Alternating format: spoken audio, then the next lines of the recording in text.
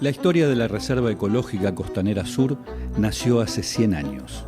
Pero no nació como un trozo de naturaleza libre, como suelen imaginar quienes la miran desde la contemporaneidad, sino como el paseo de la Buenos Aires de la Belle Époque. Y en un siglo de desvarío se convirtió en el mayor espacio verde de la ciudad. Observarla desde su rambla debiera sorprender. Una baranda de cemento separa dos espacios de tierra, uno con baldosas y otro con pastizales. Un espigón lleva a ningún lado. Una serie de farolas y monumentos miran hacia donde alguna vez hubo una orilla. En 1918 se inauguró, en donde termina la calle Brasil, el balneario municipal de una Buenos Aires que aún tenía río. La costanera se extendió luego hasta donde muere la avenida Córdoba, y se sembró de acacias, tipas, pero también de cervecerías y esculturas.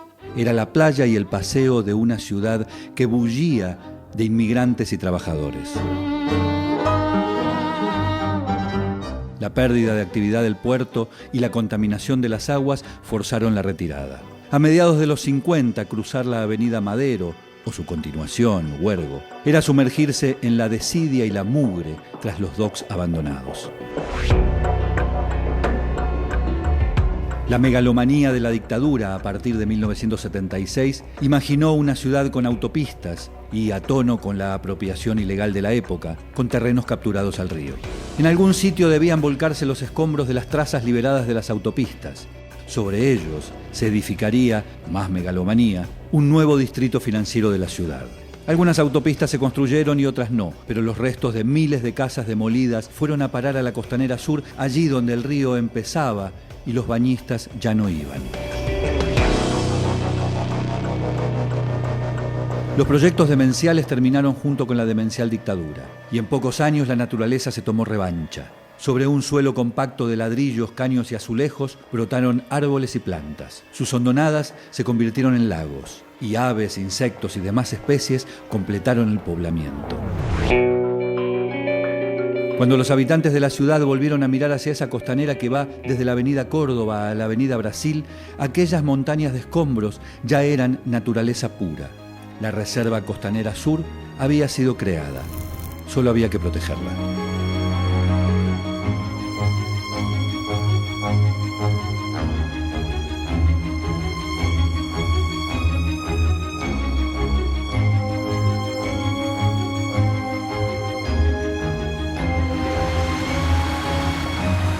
Y estamos acá, en la parte de atrás de una ciudad que le da y le dio siempre la espalda al río.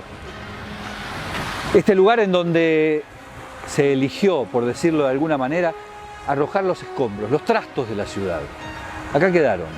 Y la naturaleza se tomó revancha y vino a colonizar esto y a convertirlo en el espacio verde, en el pulmón más importante de la ciudad de Buenos Aires. Y cuando uno habla de pulmón, de respirar, uno habla de las enfermedades y yo pienso, ¿de qué nos enfermamos hoy? ¿De qué nos enfermamos hoy en el medio de la contaminación, del humo, del ruido, de tantas cosas que nos dañan a la salud y sin embargo no son las que enfermaban a nuestros bisabuelos o tatarabuelos hace 200 años? Por eso elegimos la Reserva Ecológica para hablar hoy con Ernesto Gratacós. ¿De qué nos enfermamos hoy? ¿Y cuál es la relación que eso tiene con el deterioro del ambiente?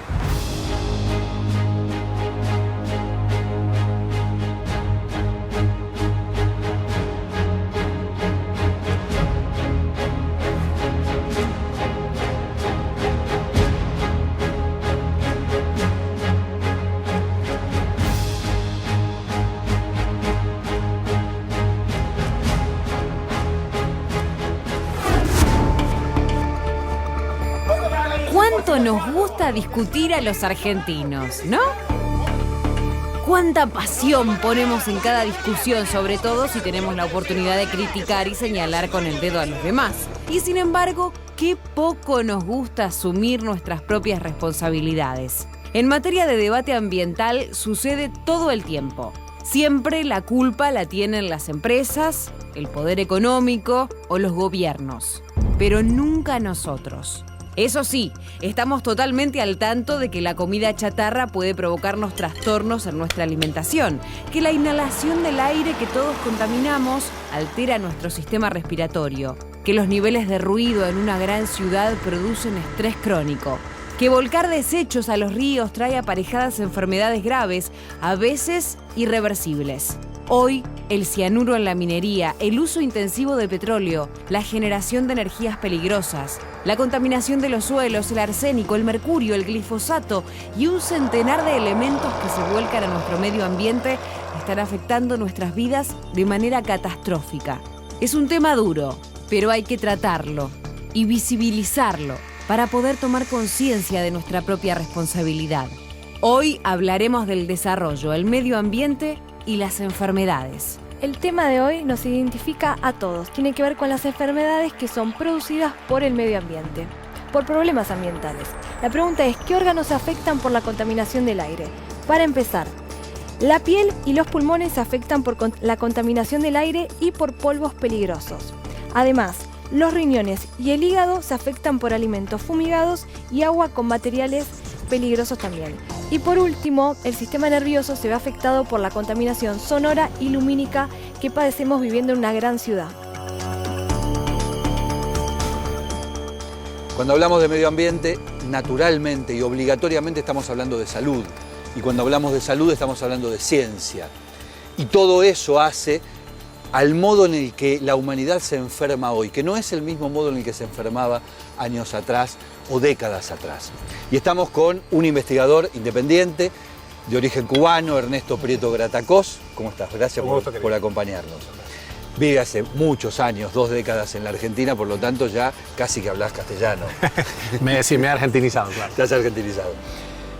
¿Es así? ¿Nos enfermamos distinto que lo que se enfermaban, por ejemplo, nuestros abuelos o bisabuelos? Ciertamente, ciertamente. El azote de la civilización en los últimos 12.000 años, de lo que podemos decir que es nuestra vida, digamos, más reciente, son las enfermedades infecciosas. Claramente veníamos perdiendo la guerra contra los gérmenes, ¿no? Había muchos problemas. Sí, de hecho, perdón, lo que se denomina el descubrimiento de América, una de las particularidades que trae es precisamente la invasión no solamente de las personas, sino de aquello que venía con los gérmenes, personas, ¿no? Claramente. Eso pasó también no solo en las Américas, sino cuando en nuestra experiencia con los inuit, con los esquimales, una de las más relevantes nociones que uno ve en los anales de la época, del siglo XVIII y XIX, es el enorme impacto de cosas como un catarro cualquiera que diezmaba a una población inuit o yupik, es decir, los habitantes del Ártico sufrían lo que nosotros ya no sufríamos hace milenios, ¿no? El asunto ahora es que en el advenimiento de la edad industrial, los descubrimientos del último periodo, ha venido algo que no tenía precedentes, que era la abundancia sostenida, por un lado. Y eso ha tenido un montón de repercusiones. Nuestra invención de nuevos recursos, nuevos materiales, nuestro dominio de ciertas técnicas, bueno, claramente han creado un problema. Yo creo que es menos peor que el que teníamos antes, claramente es mejor, son menos peores, menos lesivas las enfermedades degenerativas que las infecciosas que te matan antes, pero ahora tenemos como cultura, como grupo, un tremendo desafío, que es que la velocidad de nuestra invención va más adelante que nuestra percepción, nuestra conciencia de los efectos, ¿no? Pero es paradójico porque la ciencia logró que nos curáramos de aquello que nos mataba como especie, claro, porque en definitiva era otra especie que nos invadía y nos atacaba, y esa misma ciencia provocó aquello que nos mata hoy. Ese avance científico en términos de mejora de la calidad o la producción alimenticia, no digo tanto la calidad, sino de la producción alimenticia, claro, la cantidad y el tipo de alimentación que hoy tenemos, que nos mata por diabetes o por cosas por el estilo. Esa paradoja, ¿cuánto tiene que ver con la salud ambiental? Es decir, con la salud nuestra, con el entorno en el que vivimos. Bueno, es absolutamente congruente, es decir, es directo y proporcional. Nuestro progresivo dominio, nuestra conquista, para decirlo en términos bien humanos, al menos en la filosofía anterior, nuestra conquista de los ecosistemas trajo necesariamente aparejado un daño propio del cual no somos conscientes hasta quizás décadas más tarde de que esa tecnología disrumpe nuestra vida. Y pasa desde del uso de los combustibles hasta, por supuesto, la alimentación, la industria de la anilina, por decir un caso. Es decir, cuando descubrimos la capacidad de hacer en escala industrial telas en escala industrial y teñir esas telas, bueno, apareció el cáncer de vejiga como consecuencia, nuestro dominio, la tecnología para hacer que las casas fueran más confortables, no nos moríamos de frío, trae entonces la cuestión de las chimeneas, los desollinadores tenían cáncer de testículo y así, así. Así cada una de las cosas que... ¿El cáncer se puede decir que es una especie de enfermedad del progreso? Sí, sí, claramente hay me da gracia porque probablemente la línea central de nuestra investigación hace 10, 15 años era cáncer y civilización, es decir, la cancerificación de la sociedad humana, ¿no? Claramente sí, siempre hubo cáncer, o sea, todos los organismos complejos, los metazoos, pueden producir cáncer. Sí, siempre hubo cáncer en el sentido biológico del término, claro. Es decir, una célula que entre comillas se vuelve loca y empieza a reproducirse. No es exactamente así como funciona, según nuestra hipótesis, no es la unidad fundamental primera no es una célula, sino es algo así como 1 milímetro cúbico de tejido, esto tiene que ver con el territorio a cargo del último capilar, pero quizás excede nuestra hipótesis de la carcinogénesis, el momento cero de la tumorigénesis, excede esta conversación. Claramente, como tú decías antes, o sea, la correlación entre el grado de civilización y el grado de cancerificación, la mortalidad por cáncer, de hecho es una ley, la ley de Tanchot, que enuncia exactamente eso, que la mortalidad por cáncer en el mundo es directa y proporcional al grado de civilización, léase industrialización, de la sociedad que esté analizando uno. Uno podría ser un poco apocalíptico y decir que la sociedad va generando aquello que la va a matar, en este caso con el cáncer, pero en términos más globales, el cambio climático, que también es una de las deformaciones producidas por el progreso. Claramente. Si no hubiera existido la revolución industrial, no habría cambio climático, no habría calentamiento global. ¿Cómo se ve esa paradoja desde la ciencia? Esa cosa de que cada vez que avanzamos nos acercamos un poco más al precipicio producido por ese progreso. ¿A dónde va nuestra humanidad como conjunto? Es muy interesante. Ciertamente nos va a traer un punto en común, porque ya no sé, en términos políticos, por ejemplo, no sé si tiene mucho sentido ya, de acuerdo con este problema que nos rodea, qué modo administrativo, qué filosofía de vida tenemos. Tenemos que coincidir en una conversación central que es la sustentabilidad del planeta, o sea, nuestra vida en el entorno en que nos movemos. Si esa conversación no tiene lugar pronto y se toman medidas concretas, no veo mucho cómo poder seguir mucho más allá del 2050. Es decir, hay datos concretos en relación a eso, que hoy 2 de cada 3 muertes en el planeta podrían ser evitables precisamente si hubiera mejores condiciones sanitarias, alimenticias o vinculadas a la cuestión ambiental. Es un dato terrorífico. Es duro, en particular cuando tú ves que analizas la data de primera mitad del siglo XX y el cáncer era la 8ª causa de muerte, primero siendo la neumonía, la tuberculosis, diarreas, difteria, etc. Y de pronto ahora, con un claro incremento en la morbilidad, o sea, un claro incremento de la incidencia del cáncer, corrigiendo por la edad, o sea, vivimos un poco más que al principio del siglo XX, pero tenemos 700 veces, o sea, 700% más cáncer, tenemos 7 o 8 veces más cáncer. Y nuestro genoma no cambió, o sea, evidentemente hay algo en el ambiente que está produciendo esto, y esto no viene aflojando, es decir, la incidencia de cáncer tiene una pendiente de 0,75, es decir, viene subiendo sistemáticamente la incidencia de cáncer, tanto que en algunos países ya es la primera causa de muerte, Canadá y Cuba, irónicamente tienen medicina social ambos países, uno de ellos donde yo vengo, y otros donde he vivido y trabajado en Canadá. Es claramente un deber del hombre de ciencias, del mundo donde yo vengo, redefinir la responsabilidad del género humano. La charla con Ernesto Prieto Gratacós me despertó muchas inquietudes. Me gustaría saber qué opina él de esta contradicción que parece insalvable.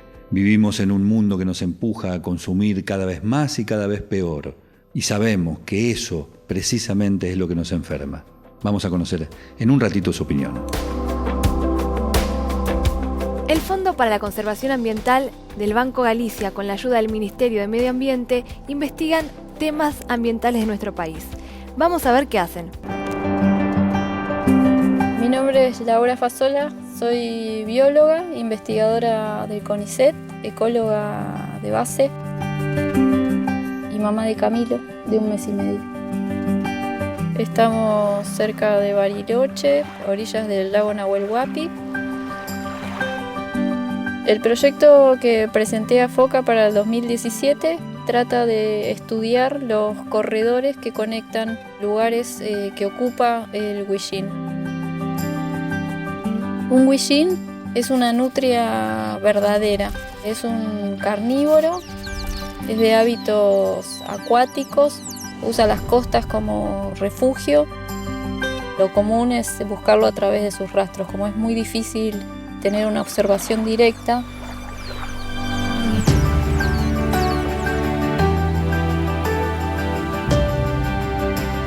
Nos valemos de las cámaras trampas, que son herramientas que son accesibles, que nos proporcionan mucha más información.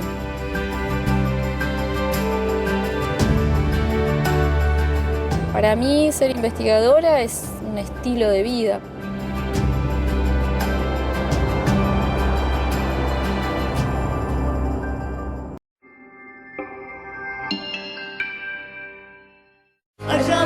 Este viernes llega la emoción festivalera. Soledad.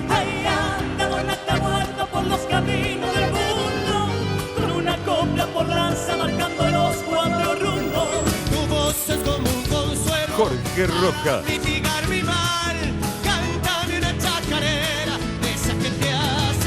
Festival País 18, Cosquín. Viernes a las 22. Televisión Pública Argentina. Todas las voces. Che, Cuca, ¿te acordás de mi cuñada, la actriz? Sí, ¿por? Estaba en el escenario cuando de golpe, apareció Cucatrap. ¿Y? Falleció en el acto. ¡Opa! Cucatrap, la marca más temida por las cucarachas. Grupo Queruclor. El Polideportivo Diario. La actualidad deportiva al mediodía. El deporte tiene su espacio. Maratón 2018. Lunes a viernes a las 12. Televisión Pública Argentina. Esto no es solo una publicidad, es la vida. Personas compartiendo momentos. Porque los buenos momentos quedan en nuestras vidas y a veces manchan nuestra ropa. Disfrutemos, compartamos, vivamos manchados de vida. Ala limpia tu ropa en el primer lavado porque los buenos momentos manchan. Hoy vamos a hacer un súper batido que tiene zanahorias. Me encanta. Sí, para empezar a poner un poco de verduras también en los jugos y batidos. Y mangos. Está bien espeso. Es lo que tiene de bueno los batidos, a diferencia de los jugos, es que incorporamos más semillas, frutos secos. Levanto el sándwich y del lado de adentro del corte es otra cosa, ¿ves? Excelente. Cocineros argentinos. Una porción de crema, una figura de caramelo. Date todos los gustos. Sé feliz, siempre sí me lo hace. Entonces es importantísimo. A ver, todos juntos. Lunes a viernes a las 14. Televisión Pública Argentina.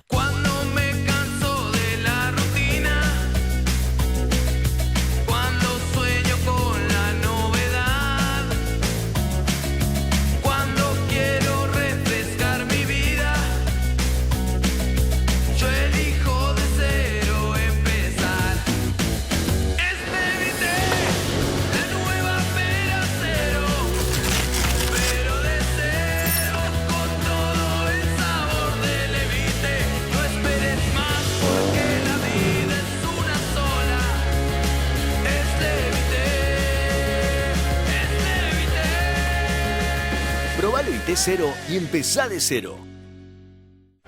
Las noticias llegan a las 19. Toda la información, todos los protagonistas, para saber lo que sucede en Argentina y el mundo.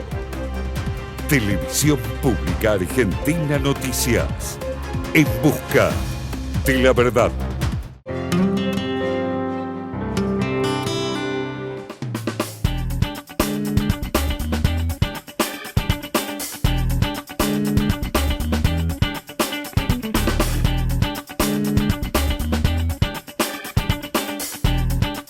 Continuamos con este programa especial desde la Reserva Natural de la Costanera Sur de la ciudad de Buenos Aires, charlando sobre los temas relevantes de la ecología y el medio ambiente.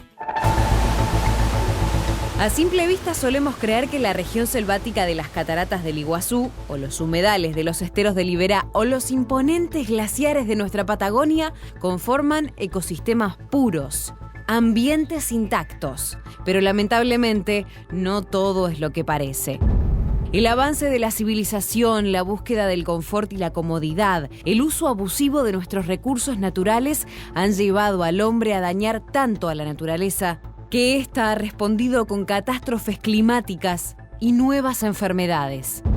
Hoy en Argentina se está investigando desde el ámbito académico privado la relación que hay entre el desarrollo y el medio ambiente, y se está poniendo el foco en las enfermedades que esta relación genera.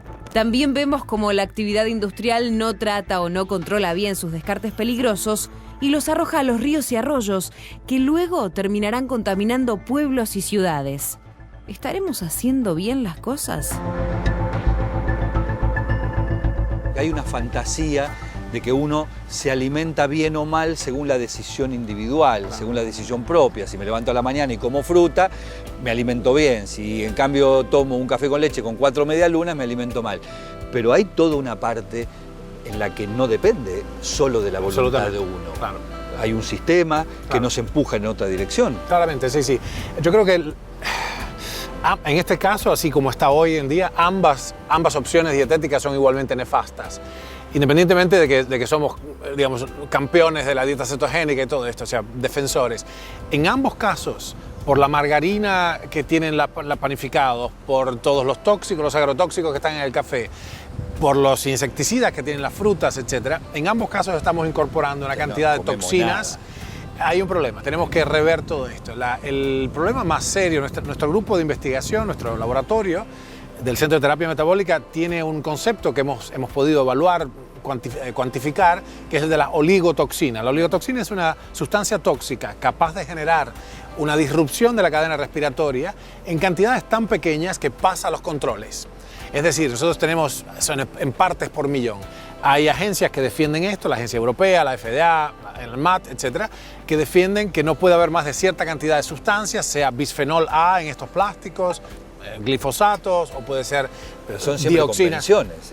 Sí, la cuestión es que incluso en cantidades menores que las permisibles, la acumulación de estas oligotoxinas termina produciendo en general todo lo que tenga que ver con los agrotóxicos mide simplemente la aplicación momentánea, no mide el efecto acumulativo. Yo te iba a preguntar específicamente sobre esto en relación a algo que nosotros durante todo el año 2017 trabajamos periodísticamente en el programa. Participamos de una campaña que se llama Mala Sangre, que lo llevó adelante una ONG llamada BIOS, y yo me hice un análisis de sangre y de orina para ver qué tenía en mi organismo. Y resulta que tengo metoxiclor, que es un insecticida, digamos, común y silvestre, pero tengo glifosato. ¿Por qué yo, que vivo a 200 kilómetros de un campo de soja, tengo glifosato? Y en todo caso, como no hay un umbral que diga cuánto glifosato puedo tener en mi organismo, ¿en qué me puede afectar eso a mí y obviamente a las millones de personas que tienen glifosato y no lo saben? Bueno, la primera de las cuestiones, ojalá fuera la única cosa del glifosato, es apenas una parte, es una parte importante, apenas una parte de lo que está pasando. Está pasando algo mucho peor. Nosotros calculamos que hay una veintena de sustancias, incluido el cianuro, el arsénico, la rotenona, que es un veneno, un pesticida que se usa para controlar justamente los cultivos. Y hay toda una cadena productiva, donde la industria ha pasado a generar productos que son buenos para vender, pero no para comer. O sea, la industria alimentaria es cada vez más eficiente en generar un retorno sobre el capital, es el retorno sobre la inversión, en satisfacer el hambre, porque una de las cosas que está... Lo primero que vamos a vencer es el hambre. Sí, el hambre entendido como falta de comer. Absolutamente. Entonces estamos en una paradoja... La gente come. Absolutamente. Mal, pero come. Sí. Eso, de entrada pasamos de épocas de hambrunas que diezmaron la población humana en los últimos 10.000 años, a ahora tener que tirar la comida para que no baje el precio del mercado. Es decir, eso va a ser resuelto en la próxima década. No creo que el hambre sea un asunto más, porque hemos eficientizado ferozmente nuestra capacidad de producir cantidad de comida. Lo interesante y desesperante es que la calidad de eso, o sea, el costo final de salud de esa producción en masa no es muy agradable para el futuro. Estamos creando un problema.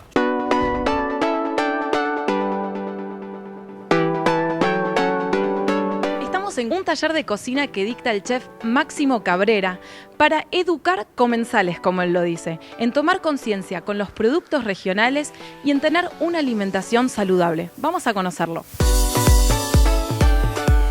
Contame un poco cómo fue este comienzo y este interés de cambiar tu tipo de alimentación.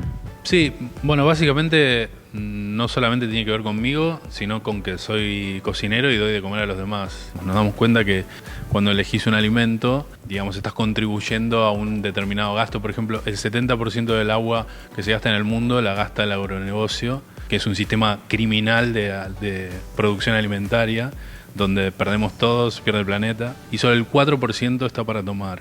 Se fue perdiendo cultura alimentaria y cultura gastronómica, quedó muchas veces en manos de la industria, y hoy podemos medir ciertas consecuencias que tienen los alimentos hiperindustrializados y sobre todo, bueno, los productos animales que han pasado por la industria, bueno, terminan siendo bastante nocivos para la salud, generando enfermedades degenerativas modernas. O sea, hay muchas cosas detrás de la comida y bueno, nos ocupamos de analizarlas y de dar soluciones, porque es re fácil criticar, digamos, ¿no? Pero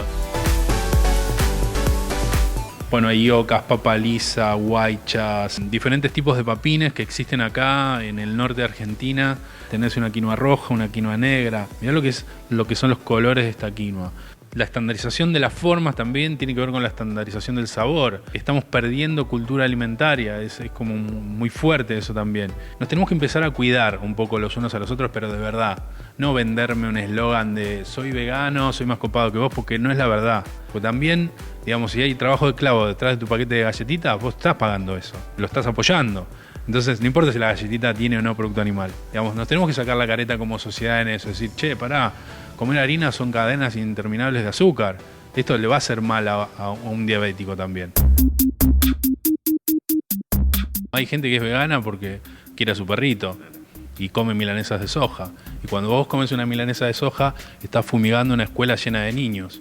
Y quizás, digamos, sos tan responsable vos como el cretino que firmó ese decreto para que el agronegocio funcione en Argentina. Los productos animales no son malos, pero ocurre que el producto animal al cual vos accedés sí es malo. O sea, un producto animal es bueno cuando vos tenés las pastas llenas de bosta, cosa que es difícil en esta sociedad. Con lo cual, un producto seguro para la gente que no tiene una vaca ahí nomás, no sería justamente un producto de origen animal. No es lo mismo el huevo sacarlo del corral donde están las gallinas. ¿Son malos? Y no, si tenés una gallina está genial. Ahora, si los sacás de esas especies de Auschwitz de pollos que huelen horrible a kilómetros a la redonda, me parece que eso no está bueno. Ninguno que ve eso es capaz de comérselo. Las cosas no son ni buenas ni malas, todo depende del contexto. En este contexto me parece que es mucho más seguro volver a generarnos nuestro alimento o a saber de dónde proviene y saber qué impacto genera, porque es tu responsabilidad. La vida sobre este planeta se sostiene sobre un reino que es el reino vegetal. Entonces, básicamente es explorar a fondo ese reino, explorarlo a fondo y sacar el mayor provecho sin intermediarios, porque muchas veces nos quedamos muy cerrados. Y eso, y nos gusta poner, bueno, esto es vegano. No, esto es comida de inclusión. Deberíamos ir hacia un planeta que viva y en el que la humanidad viva de otro modo, pero ciertamente lo que hoy predomina, que es el mercado, nos empuja en la dirección prácticamente opuesta. Absolutamente. Hay un problema muy serio ahí. Se sabe, por ejemplo, se sabe con certeza que ciertas actividades, ciertas sustancias, el cigarrillo, por ejemplo, tienen un impacto de irritación e inflamación. Y sin embargo, los seres humanos, con todo lo que se sabe ahora, ciertamente en los últimos 20 años, elegimos también fumar. Se sabe que la diabetes predispone al cáncer, elegimos comer alimentos de alto índice glucémico. De muerte, diría un psicoanalista. Claramente, eros, tánatos. Es muy difícil, dado que tenemos todas esas posibilidades. Más allá de eso, más allá de lo que el individuo puede elegir, hay muchas cosas que no estamos pudiendo elegir. Tiene que ver con una polución en gran escala, hay cosas de ignorancia. Si nosotros medimos ahora, yo me tomé la libertad de traer un contador Geiger. Vamos a hablar de energía nuclear en un ratito. Claro, es decir, si nosotros medimos ahora la radiación que hay, es una radiación que se sabe de fondo ambiental, que tiene su daño, radiación, los rayos cósmicos, etcétera. Y hay instrumentos médicos de extraordinario valor, de incuestionable valor, como las radiografías, las tomografías, las mamografías, cuyo uso se ha venido incrementando dramáticamente en el último siglo, en la última mitad del siglo XX, y que son claramente, ahora lo sabemos, para nuestra desesperación, claramente contribuyentes a las afecciones como el cáncer.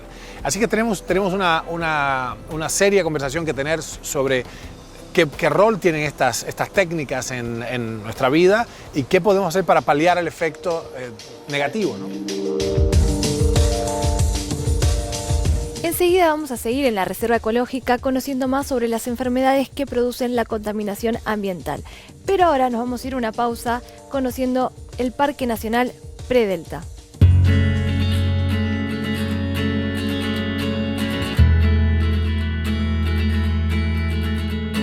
Ariel, ¿cómo ¿Todo estás? bien, Ignacio? ¿Todo bien? Muy bien. ¿Dónde estamos? Estamos acá en la provincia de Entre Ríos, al sur de la ciudad de Diamante, pegado a la ciudad de Diamante, en el Parque Nacional Predelta. Es una de las áreas protegidas que tenemos en la región, junto con el Isla de Santa Fe, que está del otro lado, ¿no? La idea es mostrarte un poco, mostrarle a ustedes la isla de Santa Fe, la isla de Entre Ríos también, todo lo que es el ecosistema del delta, el predelta. ¿Algo en particular con lo que nos podemos encontrar? Y seguramente con aves acuáticas, seguro, y el emblema del parque, el Martín Pescador.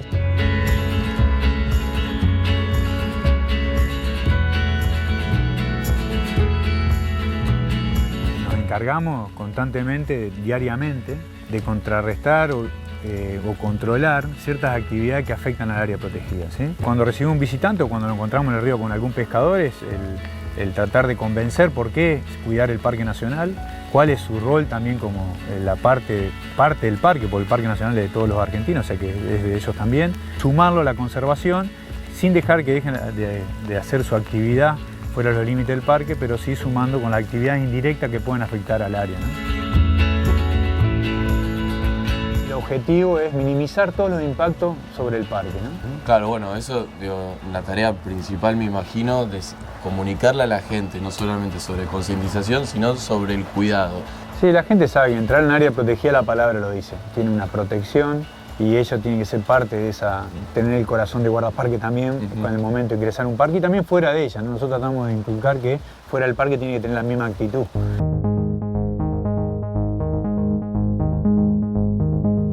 Es constantemente crear estrategias, ¿no?